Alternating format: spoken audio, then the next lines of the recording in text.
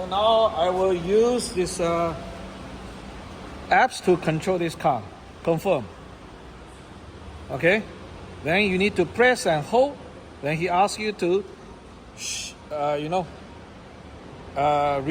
rotate the car, rotate the handphone.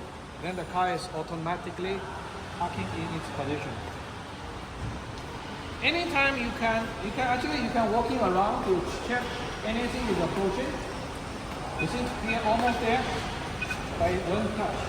Then the car is parked by itself, without anybody inside.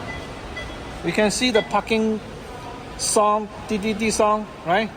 Okay, if we stop that, you just press and continue.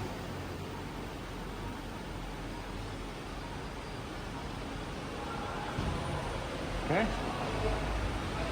We will maneuver a bit, then this parking behavior will be done.